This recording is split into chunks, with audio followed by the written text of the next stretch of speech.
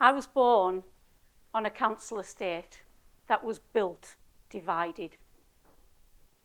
An estate of two halves with a railway line running right down the middle. An estate that, like many in the UK, was built after World War II with the promise of a better future. My childhood echoed to the question, which side are you from?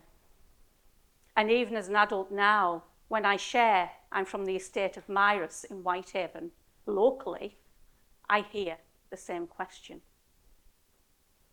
The division of that estate and the subsequent search for connection through old cattle arches and newer bridges is something that resonates with me personally.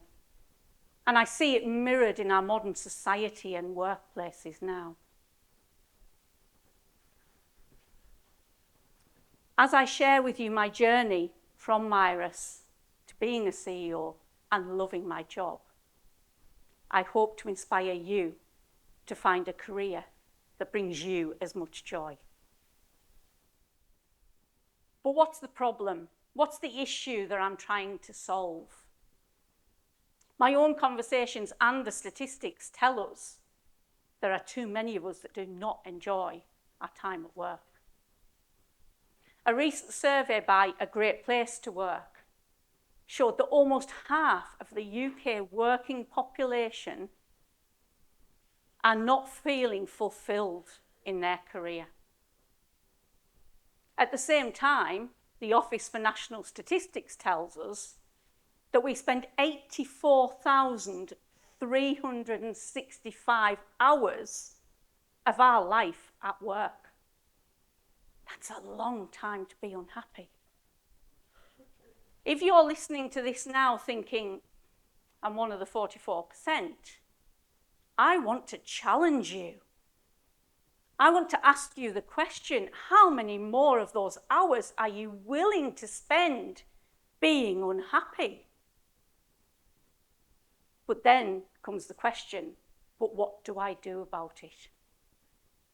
How can I find a career that I love? As I share my journey at a time when AI is changing the workplace around us, I feel it is more and more important that each of us is able to find our purpose in our career. In sharing that journey, I had to go back. I had to go back to my childhood. I had to go back to Mirus. I had to go back to the estate that was built divided. As I said, my childhood echoed to the question, which side are you from? And the answer came by way of bus numbers. You were 07 side or 09 side. Even the buses didn't go right round the estate. For the first families that arrived, the only way to connect from one side to the other was through the cattle arches left by the farmer driving his cows underneath the railway line. These cattle arches became the arteries of the estate even after a bridge was built later on. Then as now, they took the children to school or for play dates. They took the families to the churches and the shops. They provided the shelter for the teenagers to meet their mates, or maybe even their sweetheart, though I'm sure that's not the word that teenagers use nowadays. For me, they were the way from my grandparents' house to my great-aunt's house in those long summer holidays that I spent on the estate. With both grandparents and wider family across both sides of the estate, and with my parents taking advantage of the opportunities that the 60s and 70s brought for families like ours to move off the estate, I didn't actually have a home there, even though my heart remained there. I am intensely proud to call myself a Mirus lass, even though for much of my life I've lived in other parts of Whitehaven. I believe that made me a child of the whole estate. And I believe that it left an imprint on my character that led a passion, nor even a need, to bring people together, to create spaces without barriers, to build bridges, to connect. I didn't realise this when I was younger. It took me until my 40s and a return to education to make me understand what my purpose in life was. As I navigated the degree and masters that I thought lost to me when I failed my A-levels at 18, every year as the self-reflection module came back around again, I remember thinking, oh no, not more navel gazing, please. And I'll bet some of you in the audience have felt that feeling when you've done a degree. But it was that period of self-reflection that helped me to understand the imprint that Myris had left on me and helped me to understand my purpose in life, my need to create spaces without barriers and to build bridges that connect. As I completed my dissertation, based on a case study of Myris, I could feel the emotional tug of those deep family roots. And as I understood more and more that need to connect, the opportunity came up for a career that would help to take advantage of that. In 2012, the Social Value Act was passed in the UK, and that was about businesses connecting to communities. As I pulled on that connection, I became one of the first full-time social value professionals in our area.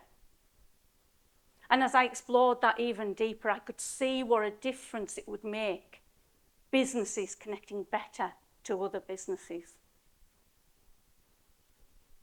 The career I have now, I create those spaces without barriers.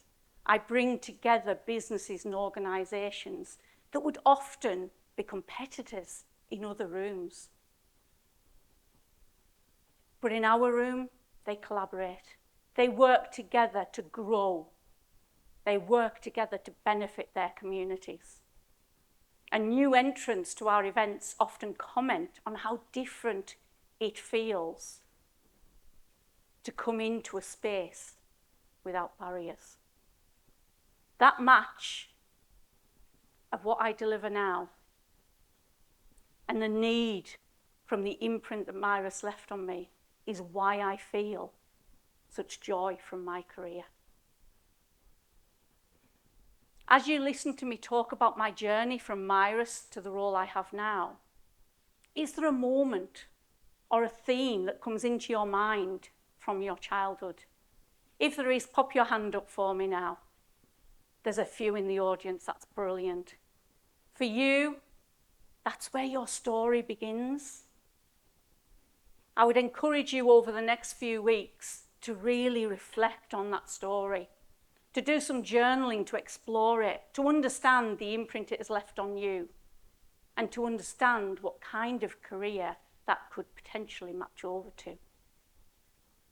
Because if you do that, the remainder of those 84,365 hours will be very, very different for you. So in conclusion, I'm asking you to do 3 things. First, identify your roots. Second, reflect on those roots. Understand the imprint they have left on you. And third, replenish your career and so your life by doing so.